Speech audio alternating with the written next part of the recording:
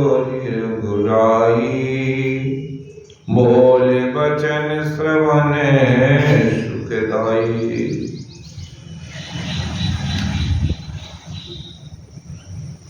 वाल्मीकि जी के मन में बड़ा आनंद हुआ है और मंगल मूर्ति को नेत्रों से देखकर वाल्मीकि जी के मन में बड़ा ही भारी आनंद हो रहा है। तब रघुनाथ जी कमल सदृश हाथों को जोड़कर कानों को सुख देने वाले मधुर वचन बोले। तुम त्रिकालदर्शी मुनिनाथा विश्व बदर जिमि तुमरे हाथा। अश कही प्रभु सब कथा सुहानी जय भांति दीन बनुरानी। हे मुनिनाथ आप त्रिकालदर्शी हैं, संपूर्ण विश्व आपके लिए हथेली पर रखे हुए बैर के समान है। प्रभु श्री रामचंद्र जी ने ऐसा कहकर फिर जिस प्रकार से रानी कैकेयी ने वनवास दिया वह सब विस्तार कथा मुनिवर को सुनाए। तात वचन पुनि मातुई दे भाई भरत असराओ। मोकम दरस तुम्हारे प्रभु श्रवण कुंज गवाओ।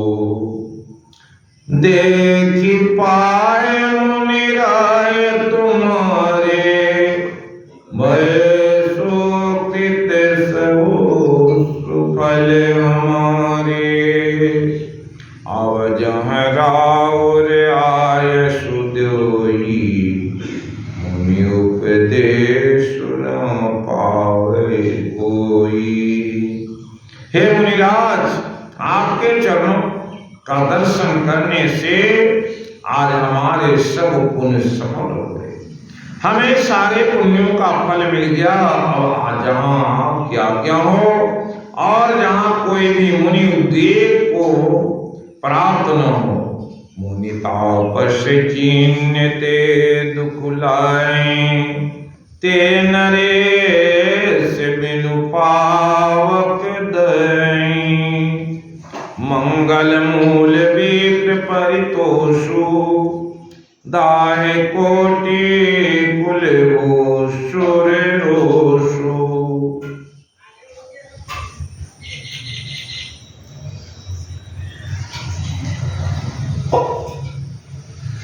क्योंकि जिसने मुनि और तपस्वी दुख पाते हैं वे राजा बिना अग्नि के ही जलकर भस्म हो जाते हैं।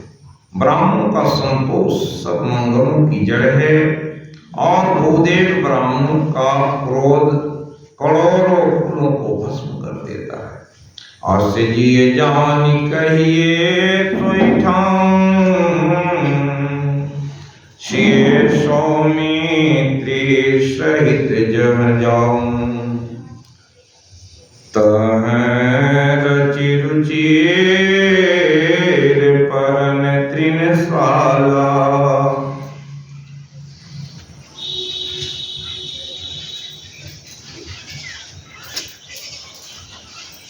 माशु करो कछु काल कृपाला।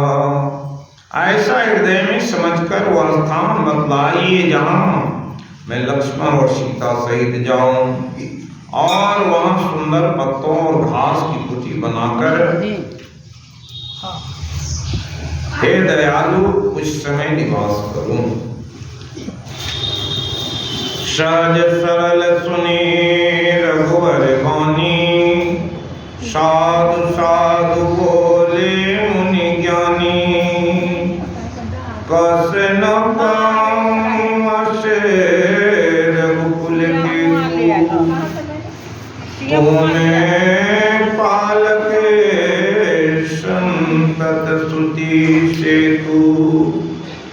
श्री राम जी की सहज ही सरल वाणी सुनकर ज्ञानी मुनि वाल्मीकि जी बोले, धन्य धन्य है रघुकुल के ध्वजा स्वरूप। आप ऐसा क्यों न कहेंगे? आप सदैव वेद की मर्यादा का पालन करते रहते हैं। सूती से कुपालक राम तुम्हें, जगदीश माया जानकी। जो सृजति जगुपाल की, हर तीर के पाय कृपा निधान की। जो शशि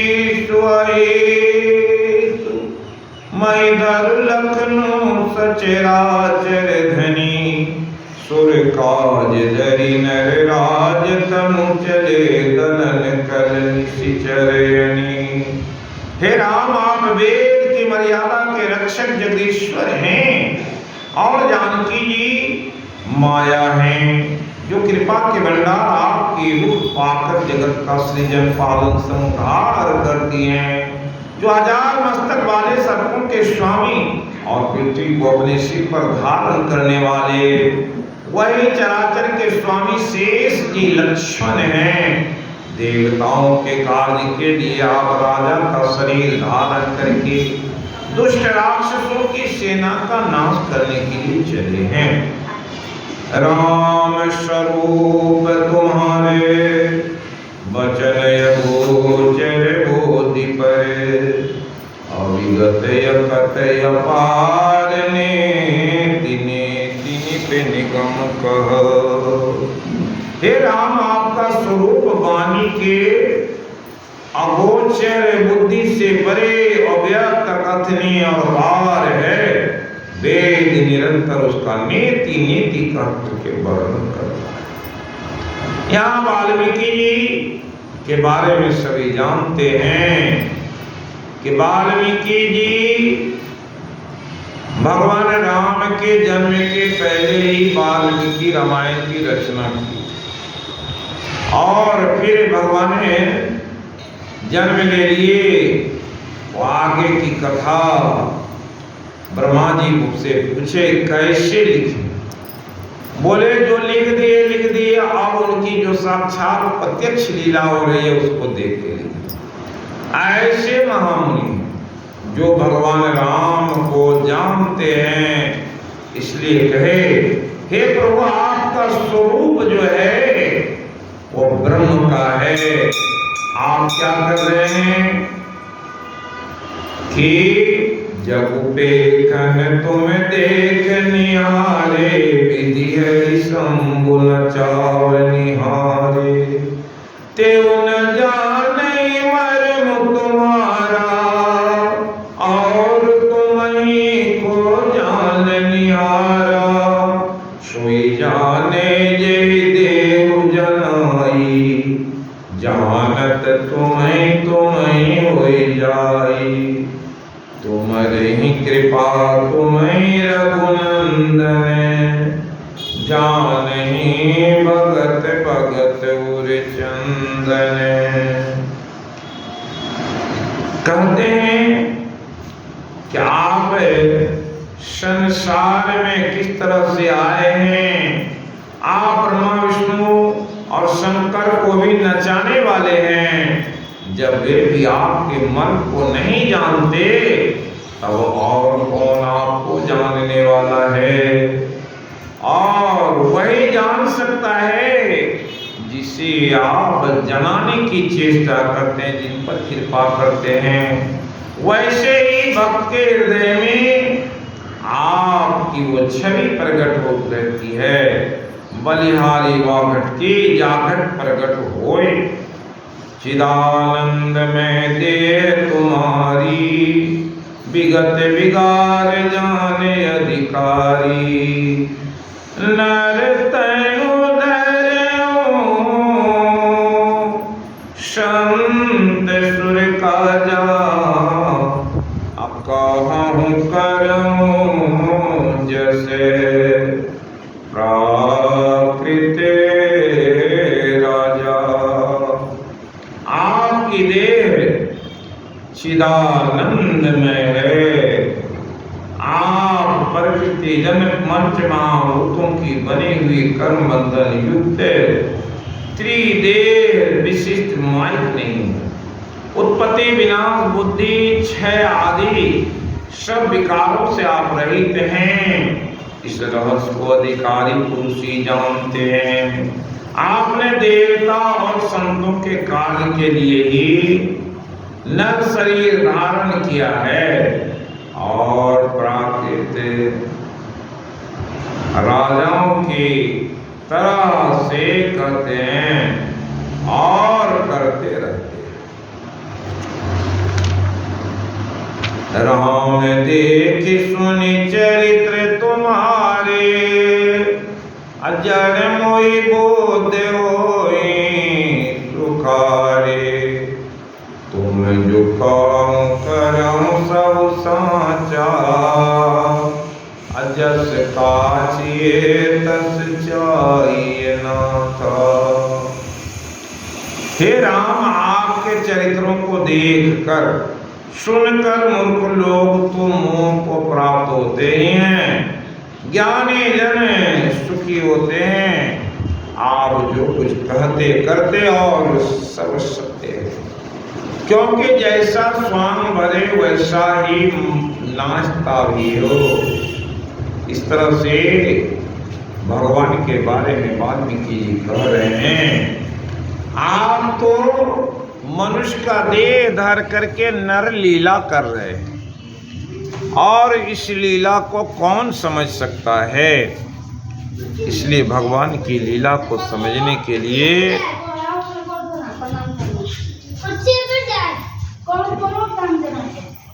भगवान की लीला को समझना और जानना साधारण सी बात नहीं है। भगवान राम इस संसार में आए, संसार के लोगों को नर शरीर में आकर के एक साधारण राजा और राजकुमार की भांति चलकर दिखा रहे हैं।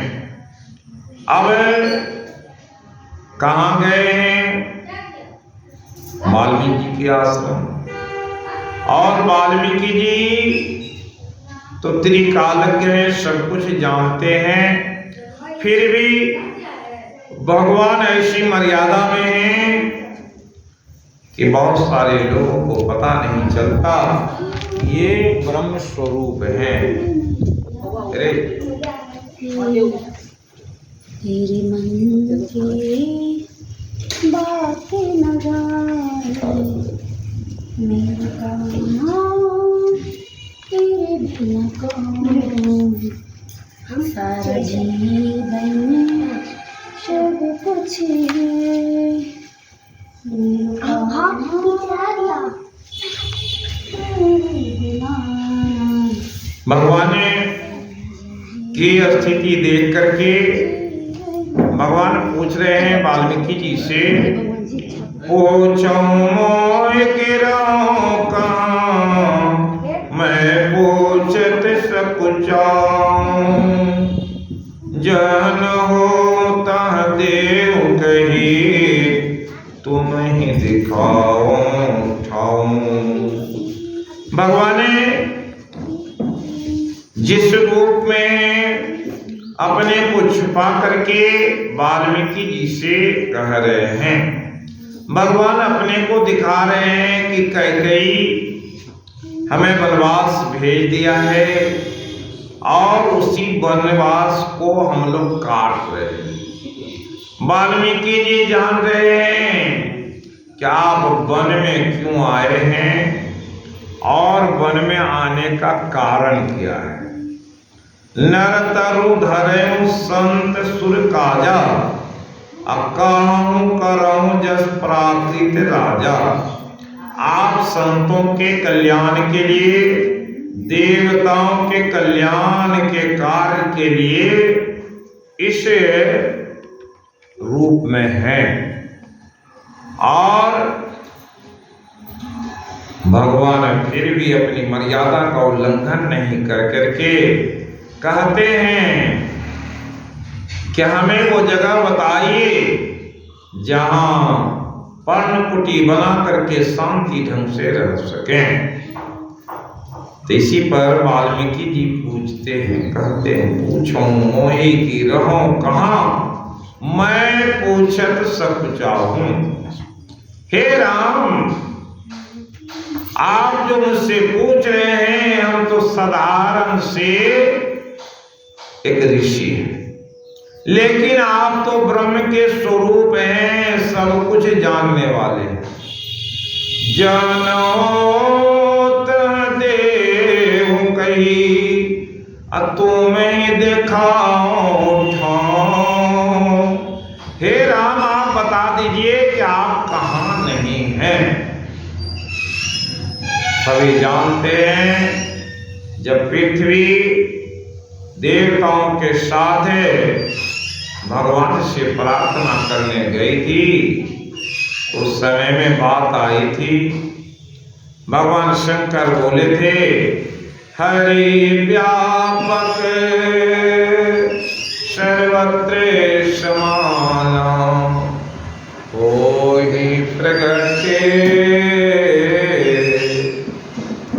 कहते हैं हरि व्यापक हैं, सर्वत्र समान रूप से रहते हैं, और प्रेम से हो ही प्रकट ये मैं जाना। देश काल विदेशों माही कहाँ जहाँ प्रभु नाही।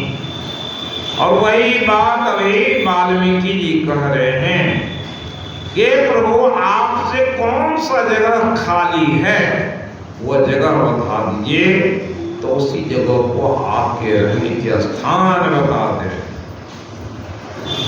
और ऐसा सुन करके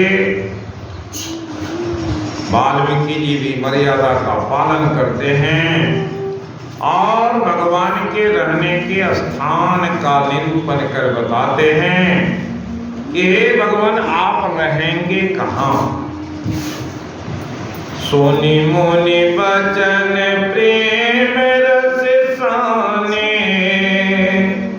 अशकुचि राम मन मोह सिकाने। वाल्मीकि हंसी कहीं बहोरी, वाणी मधुर अमित रस बोरी। भगवान राम सगुण रूप में वाल्मीकि जी के समक्ष हैं, और वही माता सीता जो आदि शक्ति हैं, और वो लक्ष्मण जो शेष के अवतार हैं, जिनके दर्शन क्षीर साई समुद्र में मिलते हैं, वही तो आज प्रत्यक्ष उनके सामने खड़े हैं। इसलिए वाल्मीकि जी बड़े संकुचित भाव से मुस्कुराते हुए कहते हैं कि सुनो राम अवतार निकेता,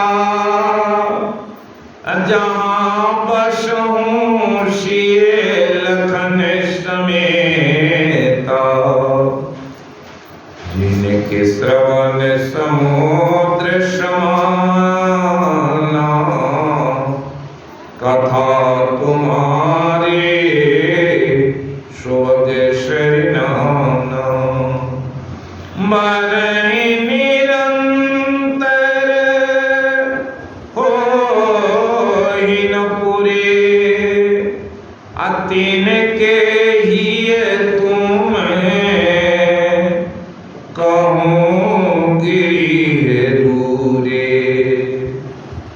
और वाल्मीकि जी बोले रामचंद्र जी से, हे भगवान, आप लक्ष्मण जी और सीता सहित कहाँ रहेंगे, स्वयं कहाँ रहेंगे, और आप और सीता कहाँ रहेंगे। जहाँ राम लक्ष्मण सीता होंगे वो क्या है, संसार है। संसार में ईश्वर भी है, माया भी है और जीव भी है, लेकिन स्वयं भगवान जहाँ रहते हैं जिनके हृदय में, वो कैसा जगह होगा। इसलिए भगवान ने अपने आप को इस प्रसंग में 9 जगह दिखाए हैं कि हम कहाँ रहते हैं और माया सहित भगवान कहाँ रहते हैं वे भी बताए। इसलिए आज का जो प्रसंग है बड़ा ही ज्ञान प्रद है, बड़ा ही मार्मिक है और समझने लायक। एक तो आज एकादशी का व्रत है और एकादशी के दिन भगवान की कथा सुनना, और कहते हैं आज के दिन बृहस्पतिवार है और आज जो परमा एकादशी व्रत है इसके बड़े महत्व मनाए। इसलिए कहा कि हे राम सुनो, और वो घर बता देते हैं जहां तुम निवास करो। कैसे करोगे? जिनके श्रवण समुद्र समान कथा तुम्हारी सुभग शरणाना। हे राम, उनके हृदय को अपना घर समझना जो तुम्हारे कथा को सुनने से अघाता नहीं। उनके कान समुद्र के समान हैं और जिनको तुम्हारी कथा बड़े ही प्रिय लगते हैं, सुंदर लगते हैं। इसलिए तो भागवत में परीक्षित जी महाराज बोले, वयम नोवित्रिप्यामुत्तम श्लोक विक्रमे श्रीनवताम रस ज्ञानम स्वादु स्वादु पदे पदे। जब भगवान की गुण गाथा कही जाती उसके एक श्लोक की व्याख्या होती है, तब जो भक्त होते हैं उससे बड़ा आनंद मिलता है।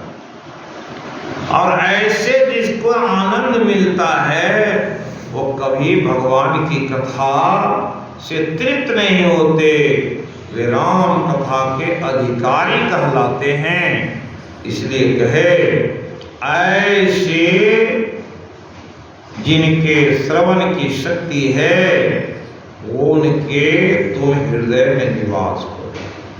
लोचन चातक जिन करी राके रहे तरस जल धर अभिलाके।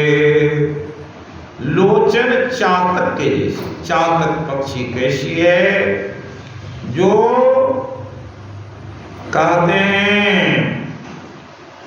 कि वो मेघ के लिए दर्शन में लगे रहते हैं, कब स्वाति के बूंद पड़ेंगे, और फिर चंद्रमा को एक टक देखते रहते हैं। इसलिए चातक पक्षी जैसे चंद्रमा को देखते देखते अपने गर्दन को उल्टा लेते लेकिन फेरते, ऐसे प्रेम होते हैं। और चातक पक्षी के बारे में है कि वो स्वाति के बूंद को ही पीते, माँ की वर्षा के जल को नहीं पीते, नदी नाले के जल को नहीं पीते। निद रही सरित सिंधु सर भारी।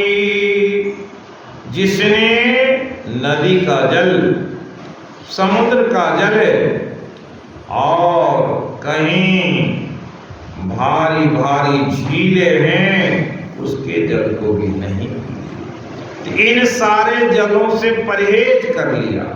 अरूप बिंदु जल होई सुखारी।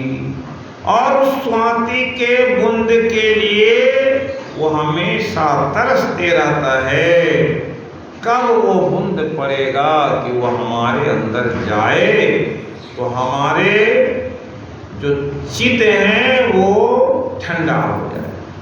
तीन के हृदय सदन सुखदायक अपसं बंधु सिय सह रघुनायक।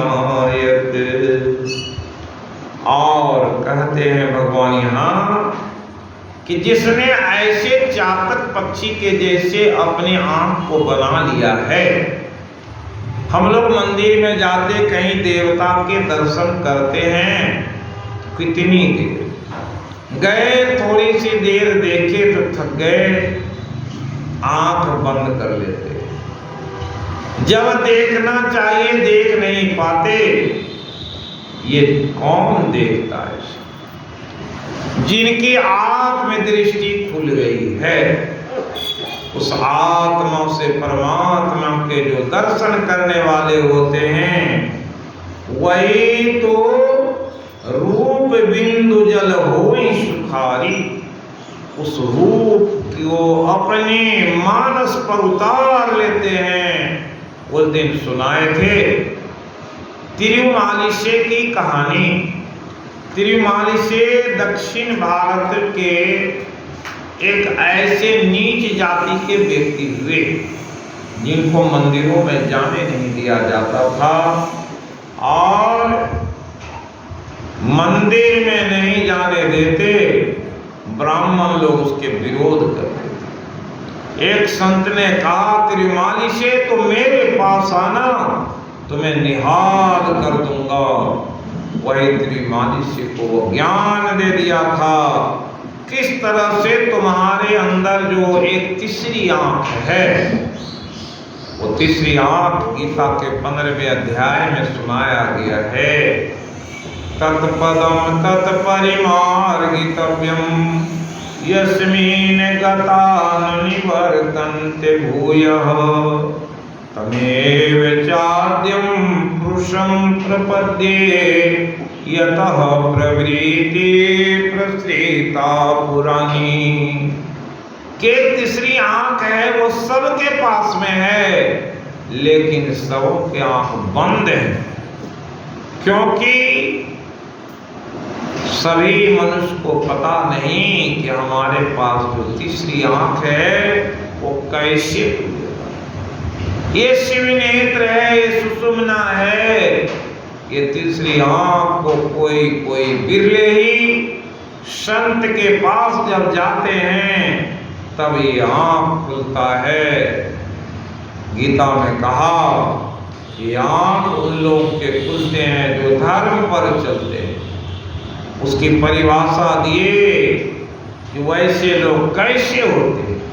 निर्वाण मोहाजित संग दोषा अध्यात्म नित्या विनिवृत काम द्वंद्व विमुक्ता सुख दुख संगे गच्छन्त मूढ़ा पदम व्ययम ततः। निर्माण मोहा, जिसने मान मर्यादा को त्याग दिया है, कहीं जाए कोई मान का उसे निर्माण मोहा। जित संग दोषा, जितने भी प्रकार के दोष हैं उन सारे दोषों पर जिसने विजय प्राप्त कर लिया है। जित संग दोषा अध्यात्म नित्या। रोज अध्यात्म कहते हैं अपनी आत्मा के अधीनस्थ रहकर सोचता जो है, वही अपने आत्मा के अधीनस्थ रहकर परमात्मा की भक्ति करता है, आत्मज्ञानी। और कहते हैं निर्माण मोहाजित संग दोषा अध्यात्म नित्या विनिवृत काम। जिसके संसार में तो है, किसी प्रकार के मन में कोई कामना नहीं है कि अमुक चीज खाएंगे, अमुक जैसा घर बनाएंगे, ऐसे रहेंगे, ये चीज चाहिए, ऐसे कपड़े चाहिए, ये कामना जिसकी मिल गई। और निवृत्त काम द्वंद्व विमुक्ता, ये द्वंद्व है। क्या द्वंद्व है? ये भौतिक संसार अच्छा है कि वो परमात्मा का संसार अच्छा। इसलिए गीता में कहा धर्म क्षेत्रे कुरुक्षेत्रे संवेता युत्सवः माम का पांडवाश्चैव किम कुर्वत संजय। हमारी सुबुद्धि और दुर्बुद्धि की लड़ाई चल रही है। ये द्वंद्व है। एक सुबुद्धि कहती है चलो सत्संग में धर्म का पालन करो, वहीं जो हमारी कुबुद्धि है वो कहेगी अरे दुकान छोड़ करके जाओगे, अपने काम छोड़ करके जाओ तो वहां क्या मिलता है।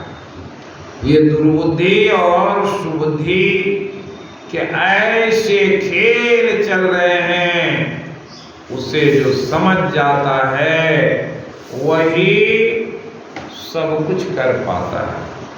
इसलिए विचारों का खेल, हमारे विचार कैसे हैं? कहते हैं 24 घंटे में 60,000 प्रकार के विचार हमारे मन में उठते रहते हैं। हमारी बुद्धि और मन ये 60,000 विचारों से प्रेरित होते रहता है। इसलिए पल पल छिन छिन में तरह तरह के विचार। यहाँ बैठे हुए हैं, बैठ करके कथा श्रवण कर रहे हैं, फिर भी मन में विचार चलता होगा, घर में अमुक काम है, वहाँ पैसा रखा हुआ है, आज अमुक जगह चाबी रख के नहीं आए, बहुत सारी बात घटते रहती है। वहाँ जो है इन विचारों के पर जो विजय प्राप्त कर लेता है। कहते हैं कि वैसे विचारों पर जिनके नियंत्रण हो जाते हैं, उनका मन स्थिर हो जाता है, बुद्धि सारथी बन जाता। मन बुद्धि अभी साथ दिया है तब तो आपके यहाँ बैठे। इसलिए कहते हैं वो विचारों की लड़ाई सबके हृदय में होते रहती है।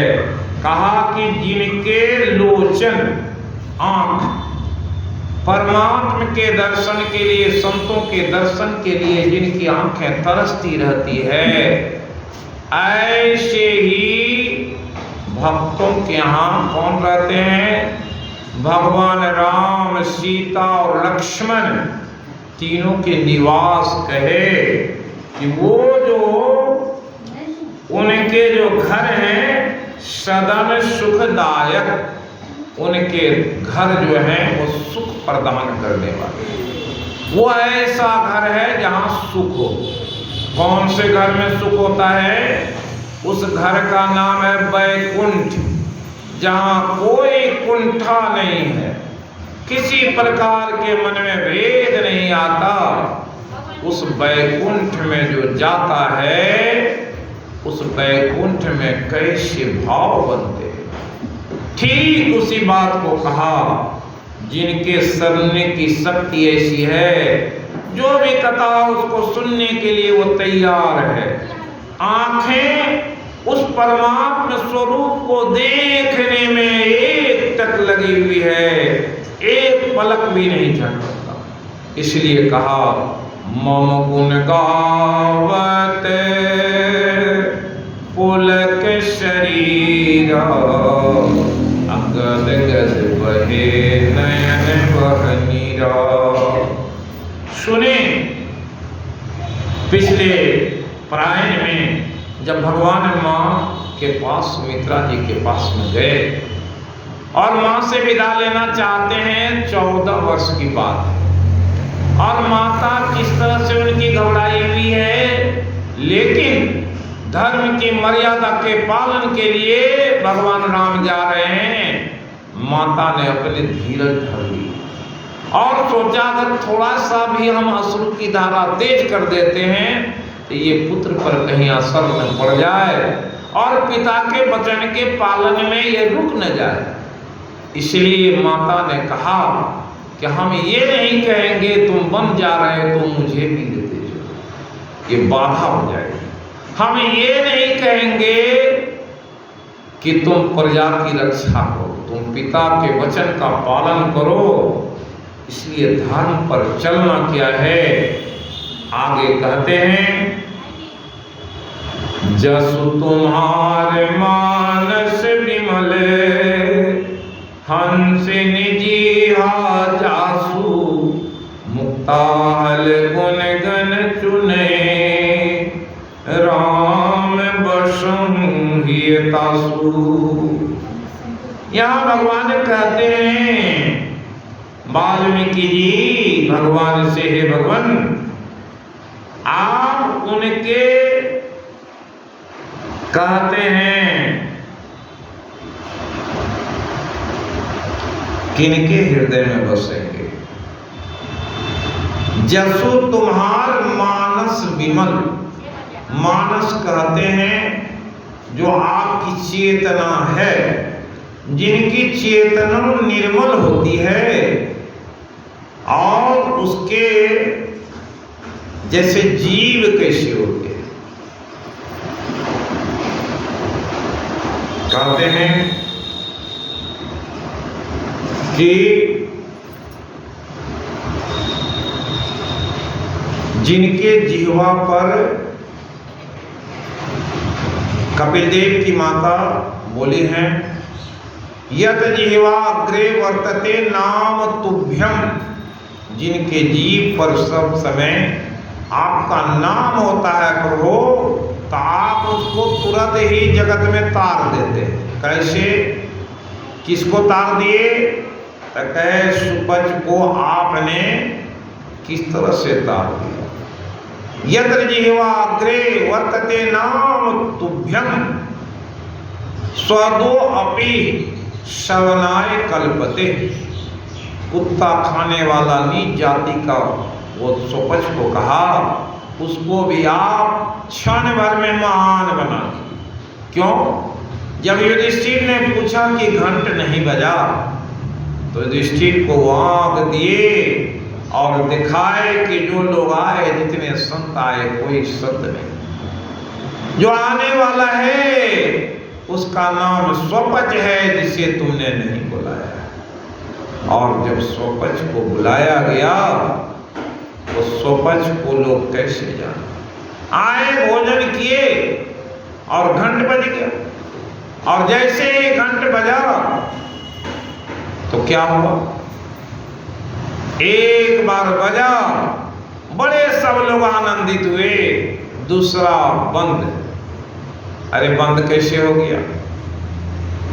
अब पूछा गया, भगवान पूछे, महाराज आप तो भोजन रोक दिए और घंट भी बंद हो गया, क्या कारण? बोले इसका कारण किससे पूछना है? द्रौपदी से पूछो। जो भोजन था, भोजन क्या हुआ? चंडाल का हो गया। अभी तक ये भोजन जो था 56 भोग लगे हुए थे, वो किसको भोग लगाया गया था? परमात्मा को प्रसाद था। लेकिन जैसे ही स्वपच सारे व्यंजनों को एक साथ मिला करके कोर उठाना चाह रहे थे, द्रौपदी के मन में आया, आखिर ये जाति का स्वभाव नहीं छूटने वाला है, और क्या जाने ये राजसी भोजन जो हम 56 भोग बनाए, इसके आनंद लेने चाहिए।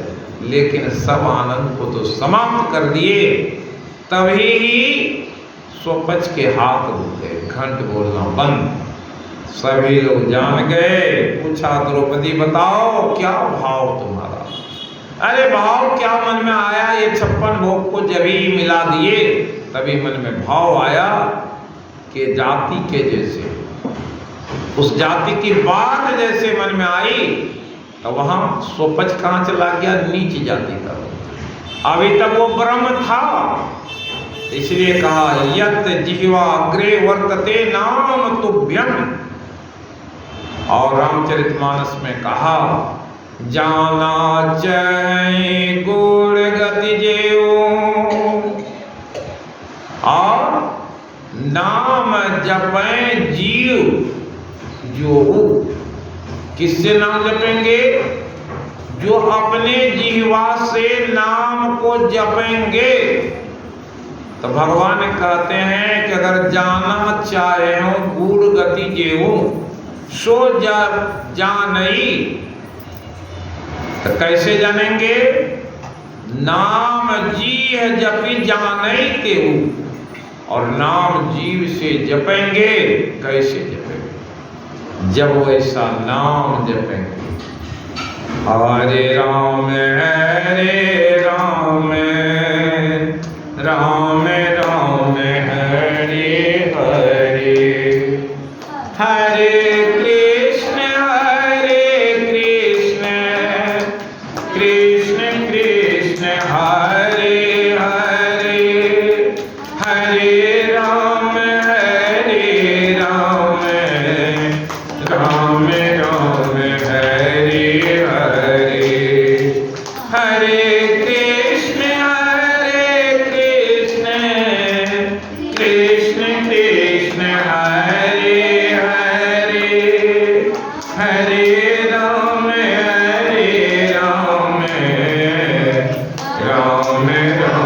हरे हरे, हरे कृष्ण कृष्ण कृष्ण हरे हरे, हरे राम राम राम हरे हरे, हरे कृष्ण कृष्ण कृष्ण हरे हरे। इस नाम को कौन जपा? सबरी क्या कर रही थी? दिन रात तो वही राम के नाम जप रही थी। और क्या कर रही थी?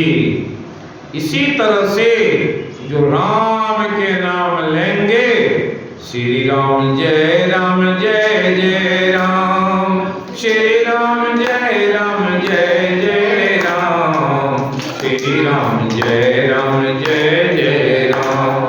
मेरे ठाकुर सीताराम, मेरे ठाकुर सीताराम, प्राणनाथ प्राणेश्वर राम, श्री राम जय राम, राम जय राम। नरसी क्या कर रहे थे? सुने कि जिस नरसी की पुकार सुन लिए, वो नरसी क्या कर रहे थे? उस नरसी के पास कौन से महामंत्र थे? कुछ भी मंत्र नहीं, सिर्फ भगवान के वो नाम है जिस नाम को जप करके नरसी संसार के लोगों को ज्ञान दिया। इसलिए कहते हैं कि इस प्रकार यहां पर कहते हैं, जसु तुम्हार मानस विमल, हंसिनी जिया जासु। जिसकी जिह्वा जो है वो हंसिनी के जीव के जैसे है। वो क्या करते हैं? हंस जहां दूध और नीर क्षीर मिला हुआ है, उसमें सार तत्व जो है दूध को ले लेती और कहते हैं मुक्ता हल गुण गण चुनई। जो मोती को चुनने वाले हंस हैं, वो क्षीर सागर में जाकर के क्या करते? मोतियों को चुन लेते। यहाँ जितने लोग आए हैं, कितने लोग हैं यहाँ पर, उसमें कुछ हंस कुछ बोगले निकल करके आए। यहाँ क्या कर रहे हैं? भगवान की जो कथा हो रही है, उस कथा में जो सार को सुनते हैं, वो हंस रूपी जीव यहाँ आए। बाकी लोग क्या बोलते हैं? हम तो घर से ही सुन लेते हैं। घर से क्या सुनेंगे? जो यहाँ रहते हैं उसके बारे में संतों ने उदाहरण दिया है। एक आभा है इतने दूर में। वो आभा कैसे होता है? जैसे कहीं जो है भट्ठी होता है जिसमें लकड़ी के कोयले या पत्थर के कोयले डाल करके अग्नि जब सुलग जाती, तो वो लकड़ी के कोयले एक साथ जब जलने लगते हैं तो एक दूसरे के परस्पर संयोग से सभी लाल हो जाते हैं और उसमें कोई भेद नहीं रहता, कौन छोटा कौन बड़ा, कौन ज्ञानी कौन अज्ञानी। इसलिए भगवान की कथा के परिसर में जितने दूर में उनकी आभा रहती है, यहाँ भगवान की आभा प्रकट रूप में छाई हुई है। और सुनाए थे घर में करेंगे तो आप एक मंत्र जपेंगे तो एक भाव, लेकिन यहाँ आएंगे एक दिन की कथा सुने तो 100 दिन कथा सुनेंगे उसके बराबर है। 30 दिन जिन्होंने सुना है और संपूर्ण रामायण को सुनने का फल से मिलेगा कितने?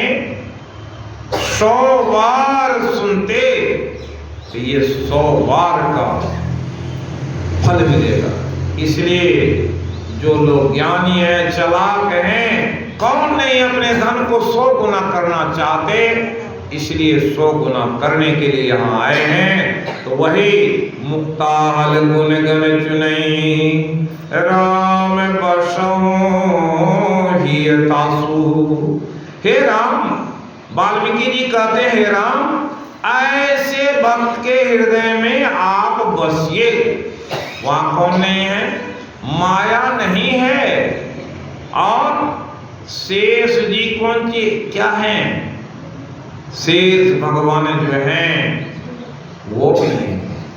इसलिए जीव के अंदर जब भाव प्रकट होते हैं, इसलिए कहा भक्त भक्ति भगवंत गुरु चतुर नाम बपु एक भक्त ही भक्ति करके के गुरु बन जाता है। एक भक्ति ही भक्ति करके के भगवान के सदृश हो जाता है। इसलिए भगवान यहाँ पर कहते हैं कि वो भक्त कैसे हैं? जिनके हृदय में आप विराजमान हो जाते हैं, वो ऐसे घर के बारे में कहते हैं। प्रभु प्रसाद सुचि सुभग सुवासा सादर जासु लहे नित नासा तुम ही निवेदित भोजन करही।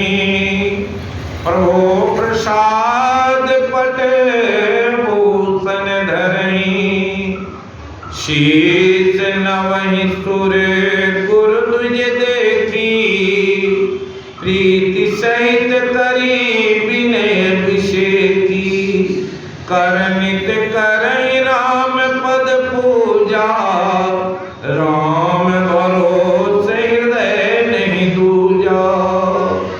कहते हैं कि जिसकी नासिका कैसी है, प्रभु के ये नाक को सुगंध चाहिए। ये सुगंध हम लोग कैसे सुगंध के प्रिय है? नासिका को दुर्गंध और सुगंध का भान होता है, और जिधर दुर्गंध आएगा उधर कोई नहीं जाता। तरह तरह के सुगंध लेना चाहते। इसलिए हमें कैसे भोजन वस्त्र आदि प्रिय होते हैं। ऐसे भोजन प्रिय होते हैं जिनके सुगंध अच्छे लगते। जिधर से कुछ सुगंध आ जाएगा उधर व्यक्ति जाता है। इसलिए भगवान के दरबार से जो सुगंध आती है, भगवान के भक्ति का जो मिठास है, जैसे कहीं जाएंगे दरबार में, वहां तुलसी दल के सुगंध मिलते, एक आभा मिलती है। उसी को कहा प्रसाद सुचि सुभग सुवासा। जहाँ भगवान के ऐसे निर्मल क्षेत्र होते हैं, एक सुवास होता है।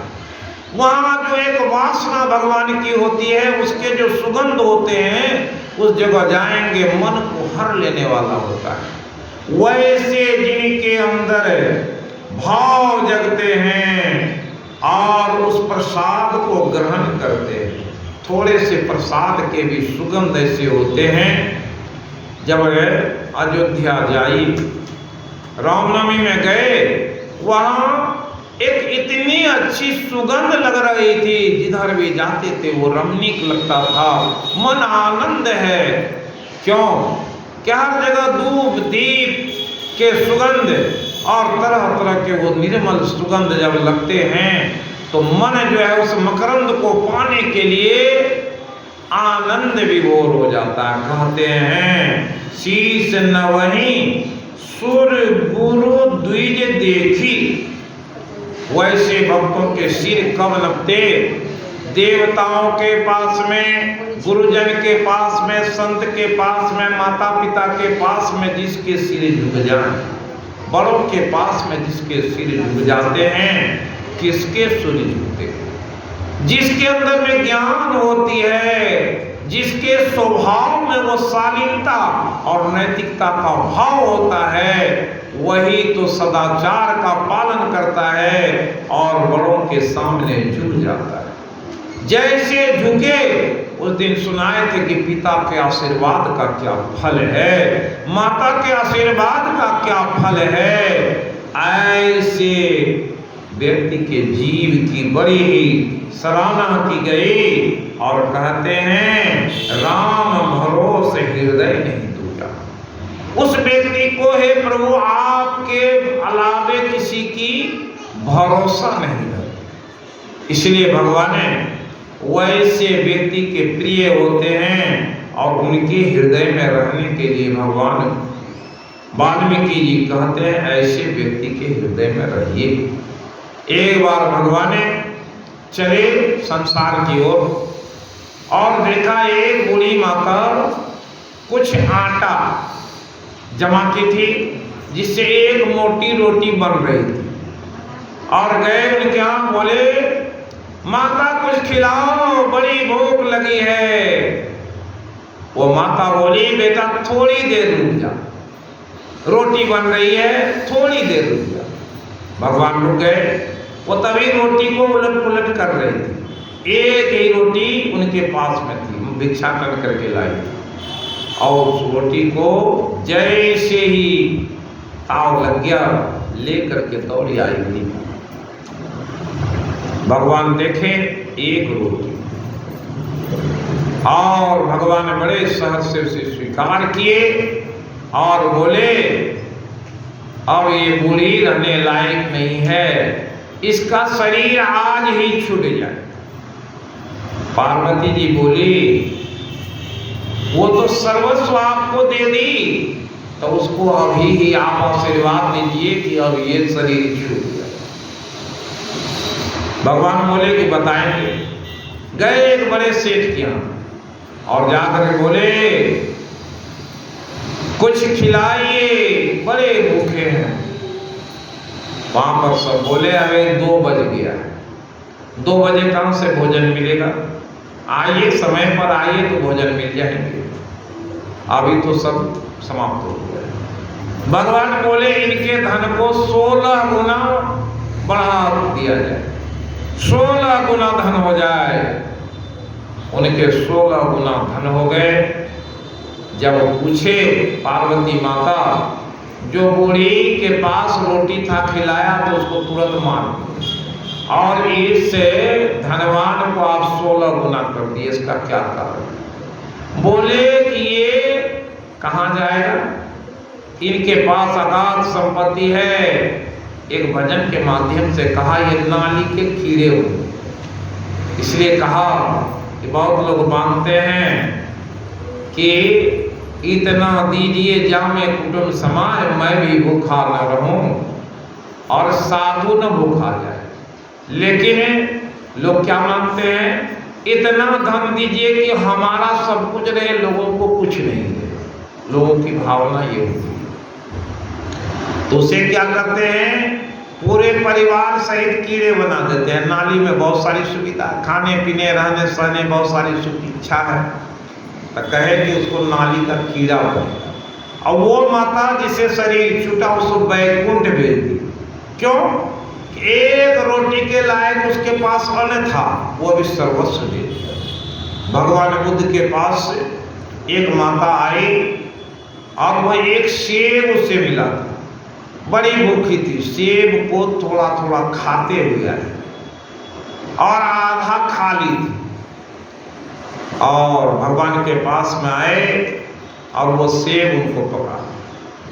भगवान बुद्ध जैसे सेब पाए, बहुत सारे लोग उपहार लेकर के आए थे, लेकिन उस माता के सेब को भगवान दूसरी तरफ से खाने लग गए।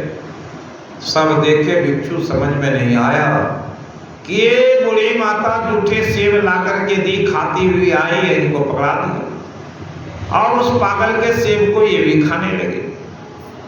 तो भगवान बोले अरे इस बूढ़ी माता के पास तो कुछ भी नहीं था, एक सेब मिला था उसे खाती आ रही थी और वो सर्वस्व भी खा लेती, लेकिन सोचा कि सब लोग कुछ न कुछ दे रहे तो उपहार में क्या यही है, दे दी।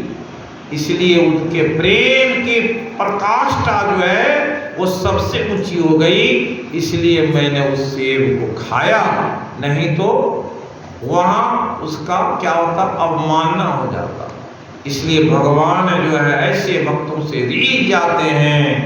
इसलिए कहा चरण राम तीरथ चली जाही, राम बसहु तिनके मन माही, मंत्र राज नित जपहि तुम्हारा, पूजहि तुम्हि सहित परिवारा। कितनी अच्छी बात यहाँ भगवान कहे, चरण राम तीरथ चली जाही, राम बसहु तिनके मन माही। वाल्मीकि जी कहते हैं हे भगवान, हे राम, आप उनके मन में बसिए जिनका मन कैसा है। अभी बहुत दूर से भी लोग पैदल चल करके कथा में या कहीं भी जाते हैं, तो वो जब तक अपने घर से पैदल चले, एक एक चरण कैसे हैं, तीर्थ के समान होते हैं। जितने पग चलेंगे मन में उत्साह होता है, वैसे उत्साह के साथ जब चलते हैं उस जगह तक गए, वो तीर्थ हो गया। तब भगवान को कहते हैं कि वैसे चरणधारी जो है, वैसे अनुरागी जो है, उसके हृदय में, उसके मन में आप बसिए। और कहते हैं जो मंत्र राजु नित जपहि तुम्हारा, पूजहि तुम्हि सहित परिवारा, तर्पण होम करहि विधि नाना, विप्र जीवाय देहि बहुदाना, तुम ते अधिक गुरु हैं जिय जानी, सकल भाय से वही सन्मानी, सब करि मांगहि एक फल, राम चरण रति हो, तिनके मन मंदिर बसहु, सिय रघुनंदन तो। कहते हैं जो हमेशा मंत्रों के जाप में लगे रहें, अपने परिवार सहित आपकी सेवा और भक्ति में लगे रहते हैं, जो ब्राह्मणों को दान देते हैं, उन्हें सबको जीवा करके, खिला करके, दान देकर तर्पण होम इत्यादि जो करते हैं, वैसे व्यक्ति अगर सारे, क्योंकि ऐसे लोग कैसे होते हैं, वो कामना वाले होते हैं। कोई तर्पण होम दान करेंगे, कुछ न कुछ इच्छा होती है। वैसे इच्छा वाले के लिए भगवान वाल्मीकि जी कहते हैं सब कर्म मांगहि एक फल, चरण रति होम।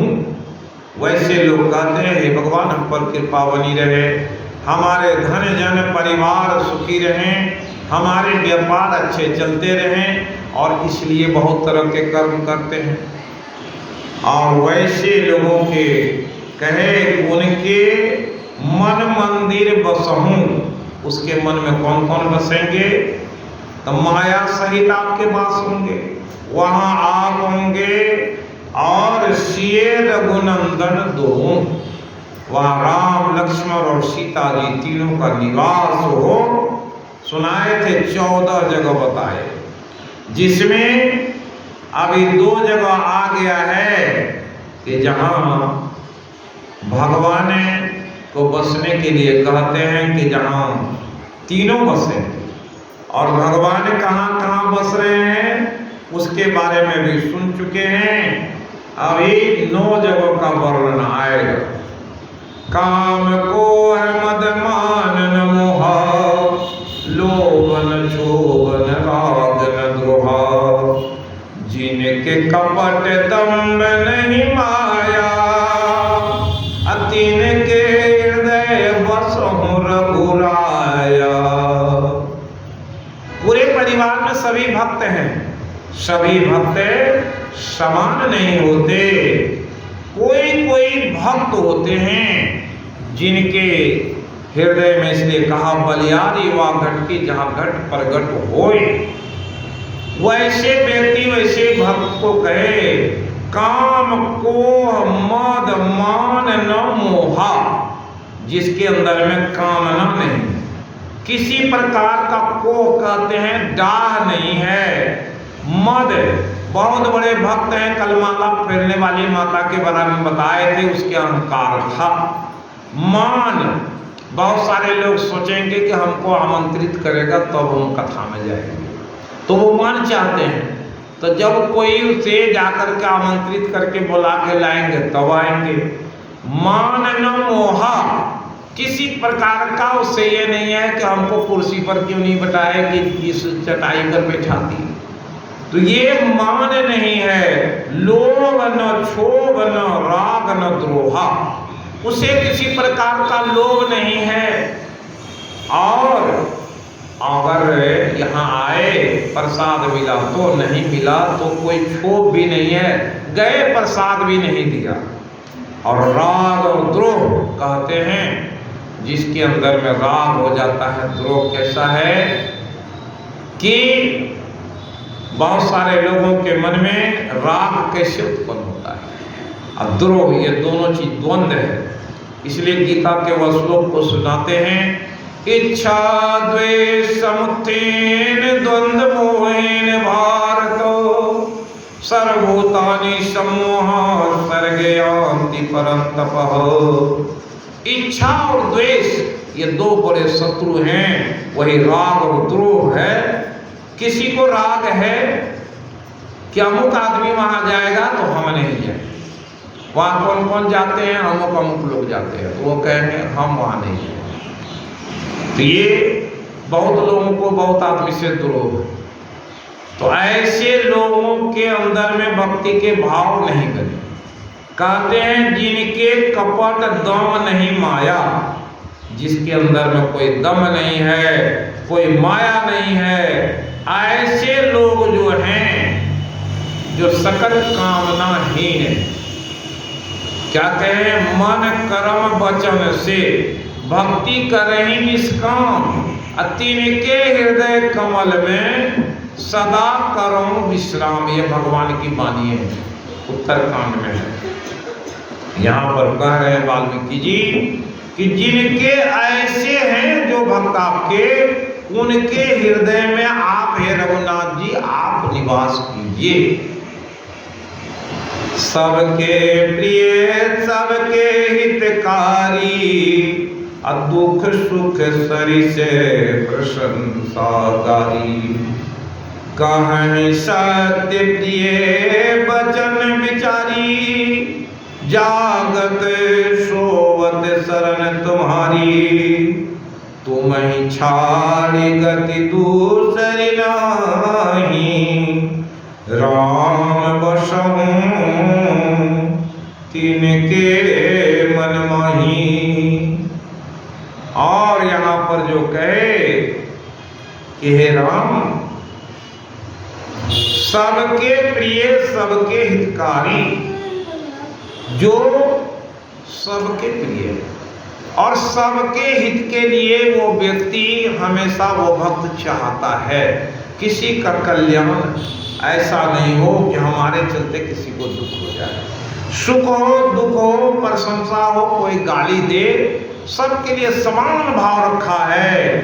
और सत्य प्रिय वचन विचारी, और जो बोलते हैं प्रिय वचन, जो किसी को सुनने में अच्छा लगे वो बोलते हैं।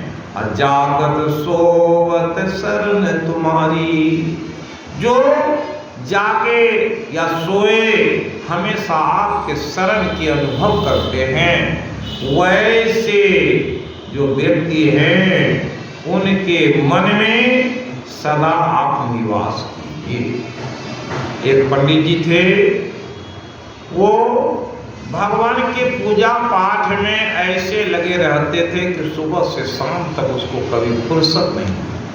उनकी एक बच्ची विवाह के लिए हो गई। उनकी पत्नी एक दिन बोले कि पतिदेव, आपको क्या है, ब्रह्म मुहूर्त में जगते हैं, भगवान की सेवा में लगे रहते हैं, फिर जलपान इत्यादि किए, फिर भगवान की सेवा में लगे रहे। फिर कभी तो आपको भगवान के अलावे कभी फुर्सत ही, तो वो बोले कि भगवान को छोड़कर गति दूसरा क्या है, इसलिए हम क्या जाने। तो बोले आपको पता नहीं, आपकी जो पुत्री है विवाह के योग्य हो गई, आज तक कभी तुम इस बारे में सोची? तो उसके पति बोले कि आज तक तो हम सोचे नहीं, जाने प्रभु जो उनके भाव में हो। कहते हैं थोड़ी देर के बाद वो बैठ करके ध्यान में बैठ गया और तरह तरह से गुणानुवाद करने लगा, हे प्रभु कभी तो सही में मौका नहीं मिला कि आपसे ये बात कहे। तो देखते क्या है, 2-2:30 बज रहा था। एक पति पत्नी बुजुर्ग आकर के मंदिर के एक कोने में बैठे हुए। जैसे ही पंडित जी अपने सहज अवस्था में आए, उस बुजुर्ग ने कहा, प्रणाम पंडित जी, प्रणाम की, कहिए क्या हाल है बाबा, कहाँ से आए? तो वो बोले कि हम गुजरात से आए थे घूमने और सोचे कि चलते हैं ये मंदिर में। आए, आपके मंदिर बड़ा अच्छा लगा, आप लोग बड़ी अच्छे हैं। तो यहाँ आने से हमको एक भाव जगा कि गुजरात से आए हैं तो चाहते हैं कि एक कन्या का दान करना है, उसकी विवाह धूमधाम से करें। हमारे पास धन की कमी नहीं। और तो ठीक है, कोई लड़की आपके समाज में हो तो हमें बताइए, उसका हम कन्यादान करेंगे। पंडित जी सोचे कि बड़ा सौभाग्य से ये बोला है, तो पहले अपनी पुत्री के बारे में कहें, दूसरे के बारे में क्या कहें कि महाराज मेरी भी पुत्री जो है ना बड़ी सुशील है, अच्छी है, वो भी विवाह के योग्य है। तो पहले एक बार उससे देख लिया जाए, अगर आपको पसंद पड़ जाए तो ठीक है, नहीं तो फिर दूसरी देखेंगे। अपनी बच्ची को बुलाए, आए तो बड़ी ही सुशील, बड़ी ही सज्जन, भगवान की भक्ति थी। वो देखे, बोले वाह वाह, एकदम धन्य धन्य। तो क्या करना है आगे? बोले आगे करना है कि अमुक प्रोफेसर साहब के यहाँ आपको जाना है, उनके जो पुत्र हैं उनके विवाह करना है, उनसे हमारी बातचीत हो गई। आप जाइए, उनके पुत्र को सिर्फ देख करके और उनको हाँ कह दें, बस बाकी काम हम करें। पंडित जी सोचे कल जाएंगे, नहीं नहीं कल नहीं, अभी जाइए। तुरंत वो वहाँ से गए, जो नाम बताए थे उस प्रोफेसर साहब के यहाँ गए। बोले वो आपके कौन है? अरे हमारे संबंधी, आप जाइए।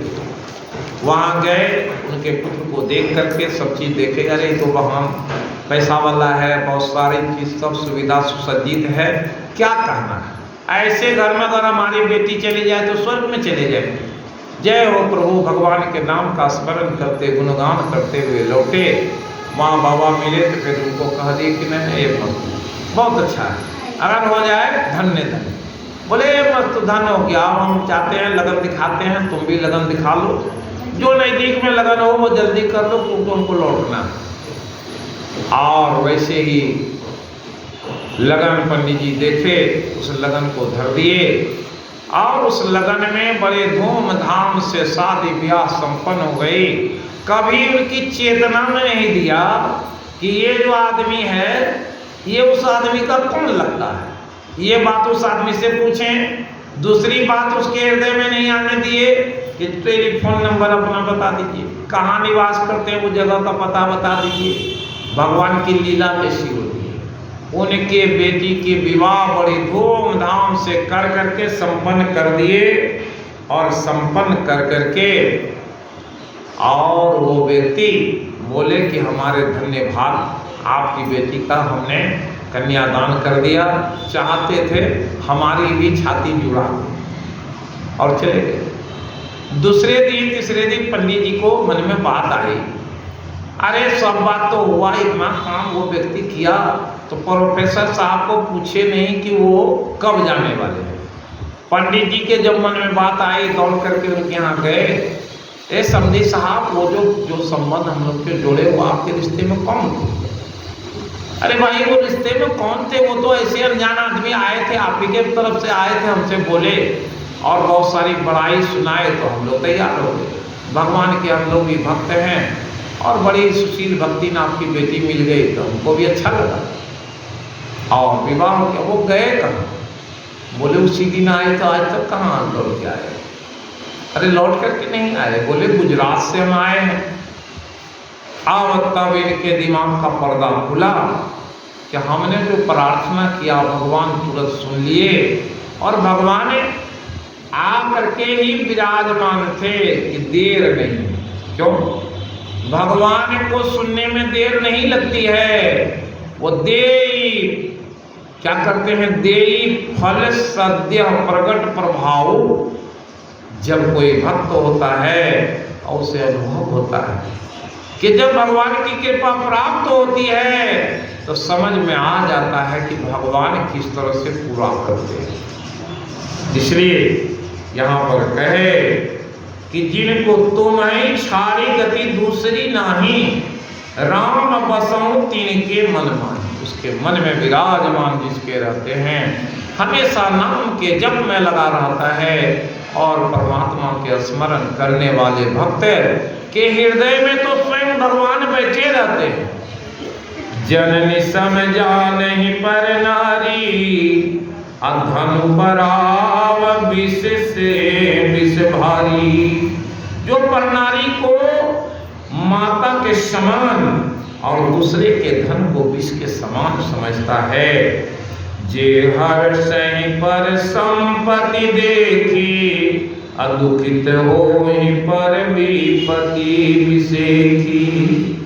और वैसे व्यक्ति हैं जो दूसरे के संपत्ति धन उनके वैभव को देखकर खुश होते हैं और दूसरे के दुख को बड़ी देख करके बड़ी पीड़ित होते हैं। हाँ बेचारे को ऐसा दुख हो गया, जिन्हि राम तुम प्राण प्यारे, अतीन के मन शुभ सदन तुम्हारे। कहते हैं शुभ सदन, कहते हैं घर। हे राम, जो ऐसे स्वभाव का है कि दूसरे की संपत्ति को देखकर, दूसरे के सुख को देखकर सुखी होता है, दूसरे के दुख को देख करके दुखी होता है, और जो तुमको प्राण से भी प्रिय समझते हैं। जैसे भगवान की क्या वाणी है? काकभूषुंडी जी के संवाद में कहा कि भक्तिवंत यति नीचहु प्राणी, प्राण सम प्रिय यस मम वाणी। गरुड़ जी को बोले, गरुड़ जी काकभूषुंडी जी को, कि अगर भगवान कहते हैं कि अगर भक्ति करने वाला तुम्हारे जैसे कौवा और गरुड़ क्यों नहीं है, वो हमको प्राण के समान कीजिए। तो यहाँ पर भगवान क्या कहते हैं? भक्त को भी भगवान प्राण के समान प्रिय होते हैं। तो वैसे जी नहीं राम तुम प्राण प्यारे, भगवान प्राण से भी प्रिय हैं। वैसे भक्त के हृदय को, मन को कहे कि आपके रहने लायक घर है। जो भागवत में कहे शुश्रूभी तत्क्षणात् हृदय अवरुद्धते, उनके हृदय में भगवान अटक जाते हैं, रुक जाते हैं, जो भगवान की भक्ति में ऐसे लगे रहते हैं। तब ऐसे भक्त के बारे में कहा, वहाँ कौन रहते हैं? स्वयं भगवान रहते हैं। वहाँ माया नहीं, वहाँ कोई साया नहीं, कोई भौतिकता नहीं रहती। ऐसे भक्त जो हैं उनके लिए परमात्मा की कैसी कृपा बरसती है, वो कृपा बता देते।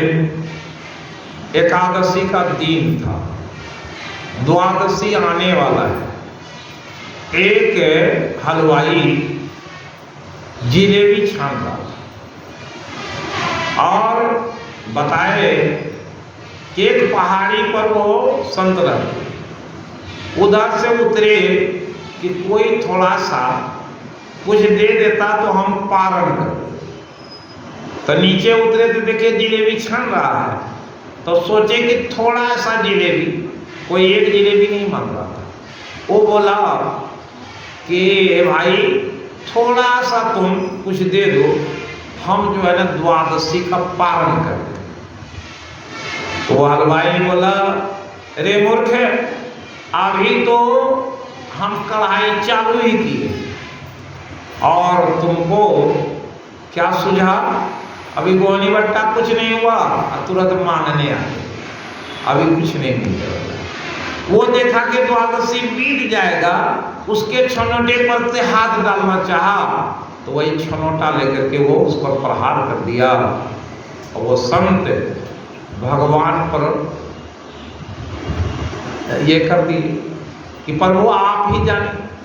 लौट गए, फिर लौट के जैसे एक बड़े संत उस पहाड़ी पर ध्यान कर रहे थे, वो देखे और जैसे ये संत बोले प्रभु आप ही अब जाने, तब तक में प्रभु की क्या हुई लीला हो गई। उस पर जो है विपत्ति का पहाड़ टूट गया हलवाई पर। हलवाई वो घी ऐसा खौला उसमें वो गिर पड़ा, जल गया। उसके बेटा उधर वो भी भट्टी लगाए थे, उधर गिर गया। तब तक वो संत दौड़ करके आए और उस संत से बोले, अरे क्षमा करो, क्षमा करो, क्योंकि तुमने अगर अपने से कुछ साफ दे देते तो उसका निर्वाह करो। तुमने जिस मालिक को पुकार लिया, अरे वो तो तुम्हारे हृदय में बैठे हुए हैं, वो तो तुम्हारे आदेश के पालन में लगे हुए हैं। इसलिए भगवान कहे हैं कि मेरा मान टल जाए, लेकिन मैं भक्तों के मान टलने नहीं देता। इस तरह के जो भक्त होते हैं वैसे भक्तों के मान को टलने नहीं देते। एक संत जा रहे थे, एक पति पत्नी बड़ा सज धज के बगल से जा रहे थे। वो संत जो है, संत कैसे होते हैं? कहते हैं भक्ति कौन करता है? कहते हैं कि भक्ति करे कोई मतवाला, कोई दिल वाला। वो मतवाला हो जाता है, कहीं मन हुआ जो हरे राम हरे कृष्ण करते जा रहा, जुड़ते जा रहा है। वो रास्ते से जा रहा था और वो जय श्री राम करके कूद गया।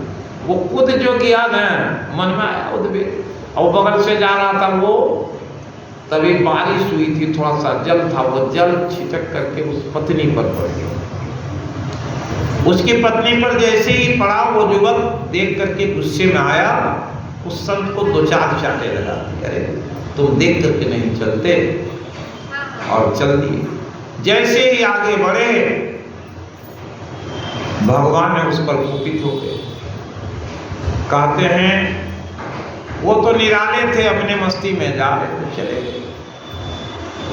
कुछ दिन के बाद वही संत फिर उधर से ही हरे राम हरे कृष्ण करते हुए जा रहे थे। वही जिन माता को जल के थोड़े से छिटके लगे थे, वो माता सादे ड्रेस में उस संत से प्रणाम, बोली बेटी ठीक तो हो ना? बोले ठीक कहाँ हो, क्या हुआ? अरे हमारे पति बड़े उदंड थे, आप जा रहे थे, आप जय श्री राम करके कूदे, वो जोरा सा जल हमारे ऊपर छिटक के पड़ गया था, उसी के विरोध में आप पर वो प्रहार कर दिए, और परिणाम ये हुआ 2-4-10 दिन के बाद वो बीमार हो गए। बड़ी कठिन कठिन बीमारी हुई, बहुत कष्ट झेले, और वो स्वर्ग सिधार गए और हम विधवा हो गए। वो बोले कि हम तो कुछ नहीं थे, हम तो कुछ नहीं बोले, हमको वो मारा तो हम तो कुछ नहीं बोले। अब वो मालिक किसको क्या करते हैं हम क्या जाने। इसलिए बड़े सचेत होकर दुनिया में चलने की जरूरत है। कब कहाँ स्वामी सखा पितु मातु गुरे, जिनके सब तुम तात, मन मंदिर तिनके बसहूँ, सिए सहिते तुम भ्राते। कोई व्यक्ति ऐसे भी भक्त होते हैं जो परमात्मा को, भगवान को कहते सख्यम दास्यम, जो नौ भक्ति में है सख्यम, भगवान से संबंध जोड़ना। दास्यम, दास्ता कहते हैं भगवान की गुलामी करना। कोई अपने आप को समझते हैं भगवान हम आपके दास हैं, जो आपके आदेश होंगे उसका पालन करें। दूसरे कोई भगवान से संबंध जोड़ लेते हैं, वह भगवान से जो जैसा संबंध जोड़ता है, कोई भाई समझता, कोई पिता समझते हैं, कोई कुछ समझते, कोई कुछ समझते हैं। जिस रूप में याद करेंगे प्रभु उसी रूप में आ जाते हैं। सुनाए थे बड़े मंत्र के जाप करते थे, रात्रि में जब उन्हें लघु शंका जाने की जरूरत होती तो जैसे ही वो अपने पुत्र को बुलाते, पुत्र तो सोया हुआ है, भगवान दौड़े दौड़े आ जाते, पुत्र रूप में जाकर के उसे लघु शंका करा करके ला करके सुलाते। एक दिन की घटना घटी थी, जिस दिन उसके पुत्र भी जानना चाहते थे कै बजे रात्रि की घटना है, तो बोले पुत्र जिस समय में तुम आए हम लोग शंका करा करके ला करके सुला दिए थे, उसी समय तो ऐसी घटना, अरे हम रात में उठे की करो। तो ऐसे प्रभु होते हैं, कहते हैं उसके हृदय में कौन बसेंगे? सीए सहित दो भ्राता, ये आपके हृदय अवगुण तज सब। कहते हैं जाति पाति धनु धर्म बड़ाई, अप्रिय परिवार सदन सुखदाई, सब तजी तुम ही रयूर लाई, तेहि के हृदय रहो रघुराई। जिसके अंदर में जाति पाति धन धर्म बड़ाई, किसी ऊंची जाति का हो नीची जाति का हो, जिसमें भेद नहीं है, और जात तो सब समझते हैं, पाति क्या है? पाति यह है कभी कभी एक पंगत में लोग बैठते हैं, उस पंगत में कोई अच्छी जाति के 5 आदमी बैठे हो, अब कोई नीची जाति वाले गरीब आदमी उस पंगत में बैठ गए, तो उसे लोग कहेंगे जाओ उस पंगत में बैठो, इस पंगत में नहीं बैठो। जाति के तो तुम हो नीच, एक पंगत में भी इसी पाति में बैठे, नहीं पाति में नहीं, जाओ उधर। तो ये हुआ जाति पाति। धनु, धनवान और निर्धन में भी भेद होता है। धर्म बड़ाई, धर्म पर चलने वाले भी बहुत लोग हैं, तब कोई भी धर्मी भी है, तो कहीं मंदिर में आ गए, कोई धर्म नहीं किया, वो भी आ गए हैं। वैसे पापी भी आते हैं भगवान के पास में। तो प्यारा परिवार, बहुत लोगों को अपने परिवार के लोग प्रिय होते हैं। सुख देने वाले घर सबको छोड़कर प्रिय परिवार सदन सुखदाई। कहते हैं जो सबको छोड़ दिया, बड़े जात की हैं, बड़े धनवान के घर की बेटी हैं, सब कुछ है उनके पास में, लेकिन सबको छोड़ करके मीरा कहाँ गई? प्रभु के चरण में चली गई। तो मीरा कैसी होगी? उसी बात को यहाँ कहा, सब तजी तुम ही रहे उरलाई, जो पूरे संसार को छोड़ करके सिर्फ आपकी याद में, आपकी भक्ति में, आपके नाम जपने में, आपकी सेवा में, कर से कर्म करे विधि नाना, मन राखो जहाँ कृपा निधाना। इसमें कोई पूंजी नहीं लगता। ऐसे लोगों के कहे हृदय में आप बसिए। सरगुण रखो अपवर्ग समाना, अचाता देख धरे धनुवाना, कर्म वचन मन राउर चेरा, राम करहूं तिनके उर डेरा।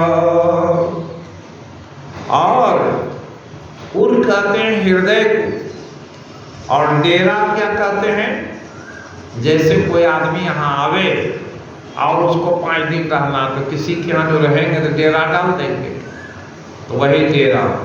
भगवान आए और थोड़े समय के लिए भी अगर निवास करना है तो उनको बताए वाल्मीकि जी, जिसको स्वर्ग नरक अपवर्ग में कोई भेद नहीं मालूम पड़ता और जहाँ तहाँ आपके ही छवि को देखता है, कर्म से, वचन से, मन से भगवान को सहारा बना लिया। तो भगवान कहते हैं वाल्मीकि जी कि उनके हृदय को आप अपना डेरा समझो, जब मौका मिलिए तो उसी के हृदय में निवास करो। ये कितनी बड़ी बात है। ऐसे जो भक्त होते हैं, कितने भक्त? 8 भक्त के बारे में बताएं।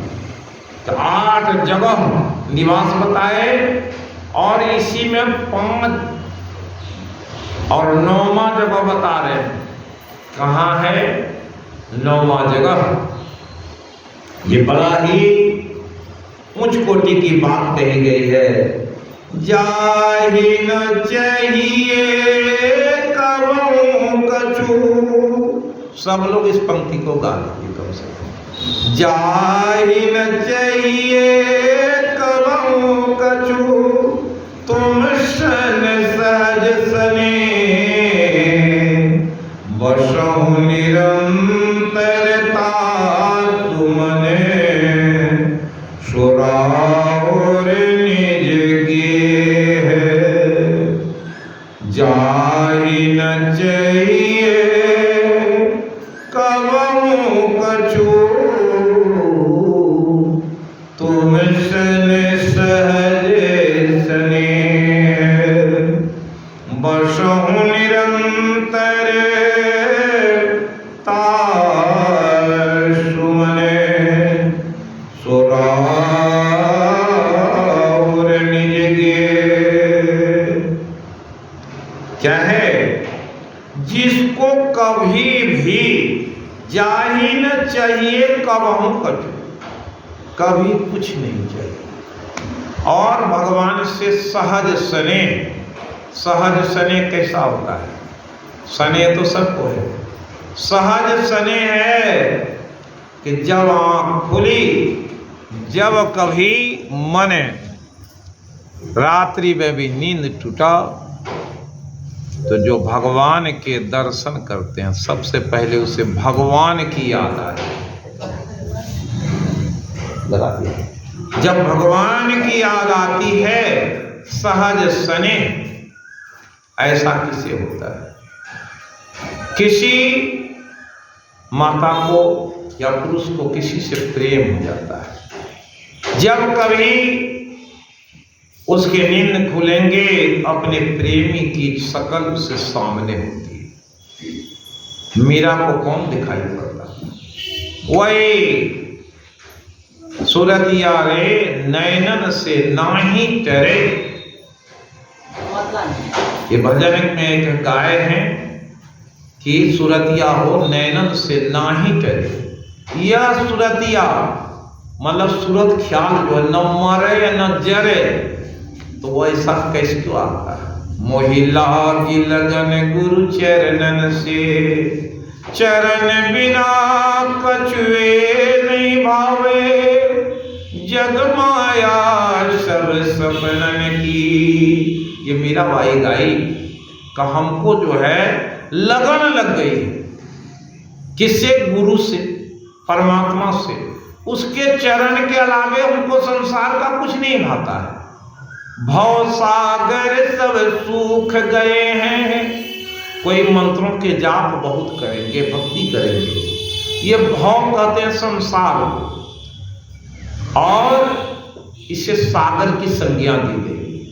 जो आदमी कर्म के बंधन में पड़ेगा वो 84 लाख योनियों में भटकना पड़ेगा। लेकिन हमने वैसा कर्म नहीं किया है, तो कर्म की गति कैसे मिलेगी? तो इसलिए भगवान कहें गीता में, न कर्तृत्वम न कर्माणि लोक सृजते प्रभो, न कर्म फल संयोगम स्वभाव वस्तु प्रवर्तते। न दत्ते कश्चित् पापम न चैव सुकृतम विभो अज्ञानेनावृतम ज्ञानम तेन मह्यन्ति जन्तवः। क्या कहे, अज्ञानता के कारण हम लोगों के मन में बहुत सारे विचार आते रहते हैं। कहे कितना विचार हैं? 60,000 प्रकार के विचार। जैसे ही कल बोली कि ये एकादशी व्रत लोग कहते हैं कि नहीं करना चाहिए, क्यों? ये कृष्ण पक्ष का है। तो कृष्ण पक्ष क्या है, शुक्ल पक्ष क्या है? ये हमारे मन के भाव हैं। एक एकादशी भी जीवन में कोई कर लिया है तो उसका भी पुण्य रखा हुआ है भगवान के घर में। कहे कि ते साभी अभिहिता बुद्धि योगे तो इमाम शृणु बुद्धि युक्तो यपाद कर्मन्नम प्राहासी नेहाभिक्रमणा स्वस्ति प्रत्यवायो न विद्यते स्वल्पम अपि अस धर्मस्य त्रायते महतो भयात। गीता में भगवान बोले हैं कि थोड़ा सा भी कोई धर्म किया है, हो सकता है उसको नरक से बचा लेगा, महाभय से बचा लेगा, उसकी अधोगति नहीं हो, ऐसा भगवान कहते हैं। लेकिन प्रकाष्ठा क्या है? हम लोग थोड़ी भक्ति करते हैं, कुछ पुण्य इकट्ठे हुए और क्या करते हैं, कुछ मांग लिए। जैसे भगवान से मांगेंगे तो भगवान क्या देते हैं? आपके ही पुण्य के प्रभाव को आपको देते हैं। जैसे उस बूढ़े बाबा से पूछे थे, भगवान को पकड़ लिए, आप कौन हैं? रोज आते हैं, रात्रि में जब पुकार लगाते हैं। तो भगवान बोले कि हम कोई नहीं, आपके द्वारा किए गए मंत्र जाप के हम फल हैं। इसलिए कहा मंत्र जाप करें लो लाई हो सिद्धि अनिमादिक पाए। ये अनिमादिक क्या है? अनिमादिक ये है कि वो जो सिद्धि मिलती है भगवान आपके ही कर्म के सिद्धि से एक ऐसे सूक्ष्म रूप तैयार कर देते हैं जो आपकी सेवा में लगा रहता है। जो इच्छेंगे वो फल देने के लिए आ जाएंगे। देखेंगे जो चीज की मन में भावना आएगी, अमुक चीज वाला आता तो खरीद लेते, देखिएगा वो आ गया। अमुक जगह जाना है, देखिएगा वो व्यवस्था हो जाएगी। सब चीज की व्यवस्था समय पर करते रहते हैं और इसे ही कहते हैं वो अष्ट सिद्धि नवनिधि है। वो 8 प्रकार की सिद्धि है। मंत्र को जपेंगे, भक्ति करेंगे, वो मिल जाए।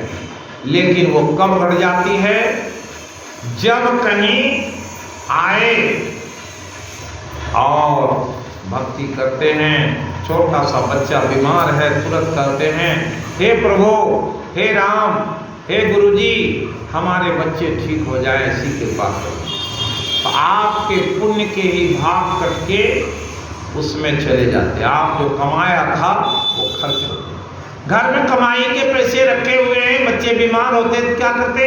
अपनी कमाई के पैसे ले आकर के डॉक्टर के यहाँ दे देते। उसी तरह से आपके पुण्य खर्च होते। लोग नहीं जान पाते कि हम तो बहुत कमाई किए, लेकिन वो ठहरता क्यों?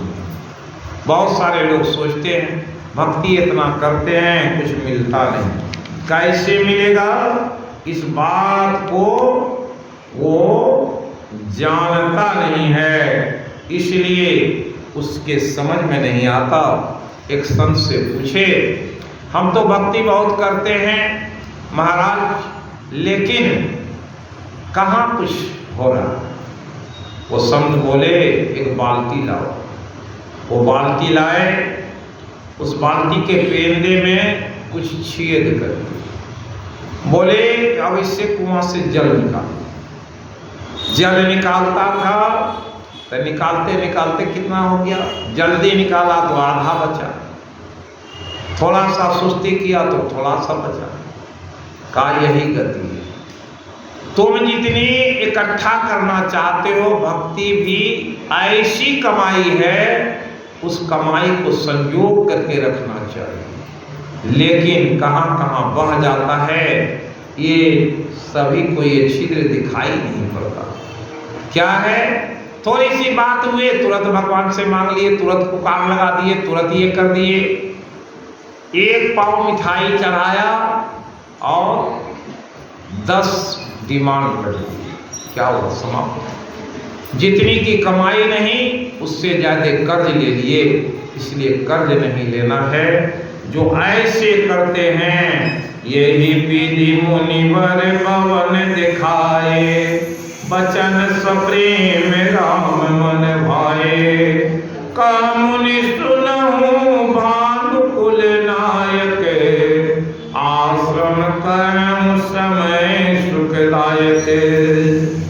इस प्रकार वाल्मीकि जी कौन है, सब लोग जानते होइएगा। वाल्मीकि जी रामायण की रचना की है। तो कहे हो गए भव से पार लेकर नाम तेरा, वाल्मीकि अति दूर दीन दुखी था, बुरे काम में सदा सुखी था, रामायण रच डाला। हो गए भव से पार लेकर नाम तेरा, हो गए भव से पार लेकर नाम तेरा। तो क्या हुआ कि ये जो लोग नाम लिए भव से पार हो गए हैं। वाल्मीकि अति दीन दुखी था और बुरे काम में क्या करता था, वो लूटपाट करता था। और नारद जी गए तो उसे भी पकड़ लिए। नारद जी उसे ज्ञान दिए, उसी ज्ञान के कारण उसे ज्ञान जब हुआ कि ये जो जितनी कमाई करते हैं वो अपने लिए नहीं। एक जज साहब बोले, जब बातचीत हुई तो जाने कि ये आध्यात्मिक स्वभाव के, तो बोले अरे हम लोगों को जो पैसा मिलता है कमाते हैं उसके 5% भी अपने ऊपर खर्च नहीं करते, 95 तो दूसरे के लिए खर्च करते हैं। तो इतना लूट मार बेईमानी शैतानी करते हैं। पूरी कमाई कोई खाता है अपने बाल बच्चों के लिए, परिवार के लिए, अन्न के लिए अपनी कमाई के ज्यादातर हिस्से चले जाते हैं। ज्यादातर कमाई तो लोग बैंक बैलेंस कर देता है, बहुत थोड़ी कमाई से खा करके जी करके शरीर को लेकर के चला जाता है। इसलिए बड़ी आवश्यकता है ज्ञान की। और जो रामायण में आगे के परायण ये 15 दिन के हैं सब बड़े ज्ञानवर्धक हैं। तरह तरह के प्रसंग हर एक परायण में है, उसको सुनेंगे तो बड़ा ही लाभ मिलेगा। आज 16वां दिन है और कितने 14 दिन रह गए, इसलिए सबों से निवेदन होगा आवे सुने। जो ही लोग आते हैं जरूरी नहीं कि बहुत बड़ी सभा लग जाए, कम आदमी में बड़ा संतोष होता है, शांति पूर्वक। इसलिए कहा कि ये जो क्या होता है, जो वक्ता और श्रोता दोनों ज्ञान निधि है। राम भक्ति जो है वो बड़ा गूढ़ है। ये कब होगा, जब सुनी समझेंगे, सुनकर समझेंगे और जानेंगे तब। जब भीड़ इकट्ठा रहता है तो कोलाहल ज्यादा मचता है। अपने घर में सत्संग करा लीजिए, तैयारी में लगे हुए, ये लाओ वो लाओ, ऐसे करो वो करो, बहुत झंझट लगा हुआ है। यहाँ कोई झंझट नहीं, न प्रसाद लाइए तो भला, नहीं लाइए तो भला। हम लोगों को कहते हैं अगर थोड़ा सा 10 रुपये का मिश्री रहे उससे भी काम चल जाएगा। एक एक दाना दे दिया सबका संतुष्ट हो गया, कोई कुछ नहीं है। लेकिन लोग ला करके अपना जमा किए, फिर उसी को बांटने में कोलाहल की, थोड़ा रहे तो उसमें बड़ा संतोष होता है। इसलिए भक्ति जो थोड़े लोगों में होती है वो बहुत बड़े झुंड में नहीं होती है। उसको भागवत में कहा यत वायसम तीर्थम संति मानसा तत्र हंसा निर्मंती उशिक्षया। जहाँ कौवे का तीर्थ होता है वहाँ बोगला और हंस नहीं जाते। कौवा कहाँ रहता है, जहाँ गंदगी का अंबार रहता, कूड़ा करकट फेंका जाता है, वहाँ बहुत कौवे जमा होते हैं। कैसा ये सत्संग में भी कूड़े करकट होते हैं। कैसे? पूरा गांव से जाकर के चंदा करके ले आए। एक रिक्शा चलाने वाला भी है, एक भीख मांगने वाला भी है, एक डकैत भी है, एक चोर भी है, एक बहुत बड़ा बेईमान है, सबके धन आ गए। ये कूड़ा करकट जमा हुआ कि एक नंबर की संपत्ति जमा हुई। सब घर से एक एक मुट्ठी चावल ले आए और उस चावल की खिचड़ी बना दीजिए। वो खिचड़ी खाने लायक रहेगा कि नहीं खाने लायक रहेगा? वो खिचड़ी कोई मोटा चावल, कोई महीन, कोई बासमती, सब किस्म के चावल होंगे। उसी तरह से सब घर के अन्न, सब लोगों के विचार एक नहीं होते। उन विचारों में सुविचार पैदा करना कब होगा? जब किसी के सन्निधि में जाएंगे। अब इस सारे लोगों के जो चेतना है वो चेतना परमात्मा के साथ मिल गई है। सबकी चेतना क्या था? समान चेतना थी। यहाँ आए वो सब की चेतना मिलकर के उत्कृष्ट चेतना हो गई। अब इस सबके अंदर में भक्ति के भाव पल रहे हैं।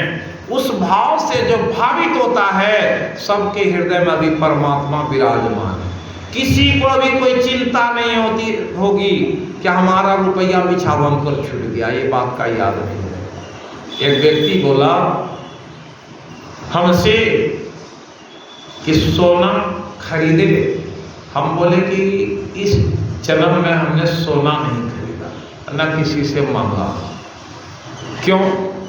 हम बोले सोना ये भक्ति में बहुत बड़ा बाधक है। तो उस व्यक्ति को हम बोले कि स्वर्णकार थे, सोने की दुकान। हम बोले कि जब यहाँ से सामान लेकर जाते हैं तो एक तरफ भगवान की मूर्ति रहे, दूसरी तरफ अपना सामान रखिएगा। रात में नींद टूटेगा तो पहले किधर देखिएगा? पहले कोई भी व्यक्ति ऐसा नहीं है जो जिधर धन होता है उधर लोग देखते हैं। पहले रात्रि में नींद टूटेगा तो अपने तिजोरी जिसमें आप बहुत कीमती चीज रखे हैं उसकी याद होगी। रुपया भी पॉकेट में रखे हैं, अगर बैग में रखे हैं तो बार बार उसको टटोलते हैं। ठीक वैसे ही अपने हृदय को जब टटोलेंगे ऐसे हो जाएगा, जा ही नहीं चाहिए कब कुछ नहीं चाहिए। परमात्मा ये मनुष्य शरीर मिला है, जो मिलता है ना उसी में सुख है। और दृष्टा बन के देखते रहिए। कैसे? अगर आपके बच्चे बीमार हो गए हैं, भगवान के नाम लेते रहिए और देखते रहिए कि भगवान करते क्या है। मन पर पत्थर रख देखिए कि भगवान की लीला कैसे होती है। अब किस तरह से आपके उस बच्चे को, आपके पति को ठीक कर देते हैं। लेकिन हमारे मन में संतोष नहीं है, विश्वास नहीं है, इसलिए वैसे बिन भक्ति विश्वास नहीं, बगैर विश्वास के भक्ति नहीं होगी। कब दृढ़ होगा? इसलिए महर्षि में ही परमहंस जी महाराज कहे हैं, दृढ़ परतीत प्रीत कर गुरु से, कर सत्संग सवेरे, यही भयो यही विधि भव फंदा कट जइए, मैं कहत ही तेरे। तुम विश्वास कर लो कि सबकी रखवाली परमात्मा करते हैं। हम तो आत्मा है, ये भी आत्मा है। सबकी क्या, यहाँ सभी एक आत्मा है, सबकी आत्मा इकट्ठी हुई है, उसी में परमात्मा का वास है। जिस दिन विश्वास हो जाएगा हम भी एक आत्मा हैं, ये हमारे पुत्र भी आत्मा है, उसकी रक्षा वो परमात्मा करेंगे। देख लेंगे कैसे बचाते हैं। ऐसी दृढ़ता जिस दिन आ जाएगी उसी दिन भक्ति पूरी हो जाएगी। अब ये परायण में आगे कहे, नदी पुनीत पुराण बखानी, अत्रि प्रिया निज तप बल जानी, सुर सरिधार नाव मंदाकिनी, जो सब पातक पोतक डाकिनी। उसी चित्रकूट में कौन रहते हैं? अत्रि प्रिया। अत्रि प्रिया कौन है जानते हैं? तो वो रहते हैं, भगवान उसके यहाँ भी गए और कहते हैं मंदाकिनी वहां है। अत्रि आदि मुनिवर बहु बसहि करहि जोग जप तप, तन कसहीं चलऊं सफल श्रम व सब कर करहूं राम देव गौरव गिरि बरहूं।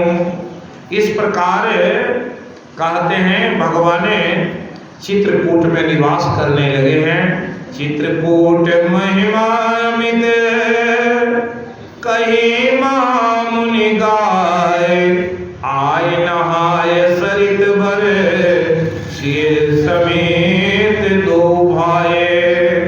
और कहते हैं वाल्मीकि जी के आश्रम से आए और जो जगह बता दिए वहीं अपनी पर्णकुटी तैयार किए, उसमें निवास किए थे। और जो अत्रि प्रिया कौन हैं, तो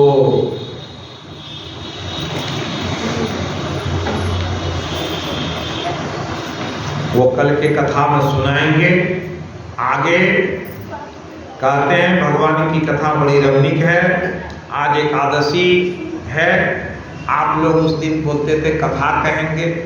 अगर कोई कथा कहने के लिए आप लोगों के मन में जिज्ञासा हो तो वो कर सकते हैं, नहीं तो होता क्या है, सबके भाव में अपनी अपनी बात होती है। कहीं ऐसा समझें कि हमारा कथा नहीं हो पाता, ये स्थान पर ऐसे होते हैं। अगर आप लोगों के मन में ऐसा भाव हो तो कर सकते हैं, माइक लेकर के अपना कथा कर लीजिए, तब आती हो जी।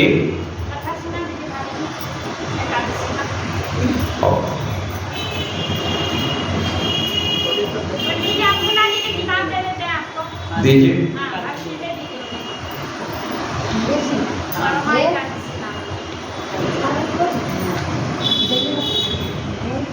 इसलिए कि किसके मन में क्या भाव है, उस भाव की पूर्ति होनी चाहिए।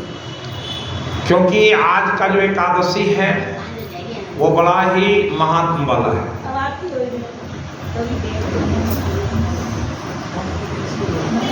बहुत लंबा है कि छोटा सा कथा है? नहीं ज़्यादा बड़ा है। अच्छा दीजिए। ऐसे तो हमको बहुत सारी कथा मालूम है, लेकिन जो कथा आप लोग संजो के रखे हैं वो नहीं कहा जाए तो मन नहीं तृप्त होता है।